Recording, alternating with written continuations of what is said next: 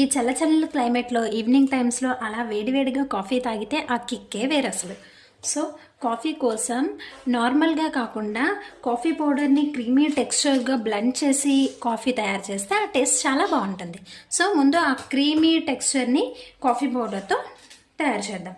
దానికోసం నేను ఫస్ట్గా మనకు కావాల్సినంత క్వాంటిటీ తీసుకోవచ్చు. నేనైతే 3 బ్రూ ప్యాకెట్స్ని తీసుకుంటున్నాను.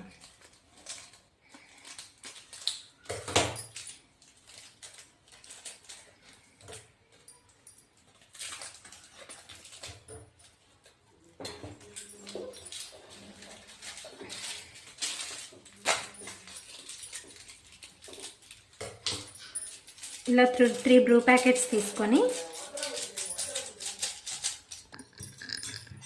ఒక 2 to 3 table spoons of hot water తీసుకోవాలి. 2 స్పూన్స్ అయితే సరిపోతుంది. సో కొంచెం తీసుకున్న ప్రాబ్లం ఏం లేదు. సో మీ దగ్గర బ్లెండర్ ఉంటే ఓకే, నా దగ్గర అయితే బ్లెండర్ లేదు. సో నేను ఈ విస్కర్ తోటి బ్లెండ్ చేస్తున్నాను. బాగా బ్లెండ్ చేసుకోవాలి, క్రీమీ టెక్స్చర్ వచ్చే వరకు బ్లెండ్ చేయాలి. ఇలా ఒక 1 minute or 2 minutes ముందుగా బ్లెండ్ చేసుకొని ముందు ఒక 1 spoon or 2 spoons of sugar వేసుకొని మళ్ళీ ఇప్పుడు క్రీమీ టెక్స్చర్ వచ్చే వరకు ఇంకా డిస్టర్బ్ చేయకుండా కంప్లీట్గా బ్లెండ్ చేసుకోవాలి.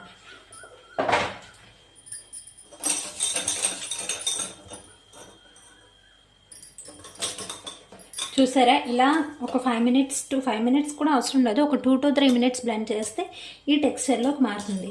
ఇలా మారుతున్నప్పుడు ఇంకా మనం బ్లెండ్ చేస్తే చేసుకోవచ్చు, బట్ ఇట్ ఈస్ ఇనఫ్. ఇప్పుడు మనం ఎందులోకైతే కాఫీ ప్రిపేర్ చేయాలనుకుంటున్నామో ఆ కప్స్ అరేంజ్ చేసుకొని 1 స్పూన్ ఈ బ్లెండింగ్ పౌడర్, ఈ బ్లెండింగ్ దాన్ని వేసుకోవాలి.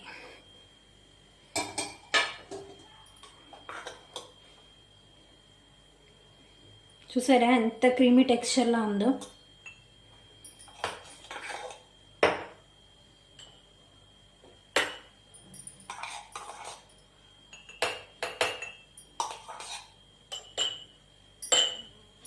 సో ఈలోపు ఒక పక్కన మనం మిల్క్ బాయిల్ చేసుకుంటూ ఉండాలి.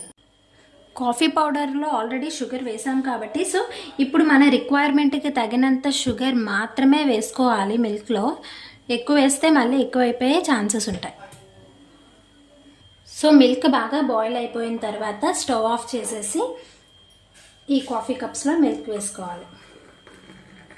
సో కొంచెం ఎత్తు నుండి వేసుకుంటే టెక్స్చర్ బాగుంటుంది.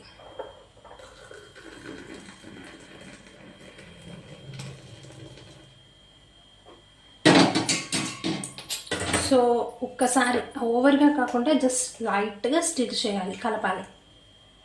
The texture of coffee is too thick and too tasty. చూస్తున్నారు కదా. So let's enjoy your evening. Thank you.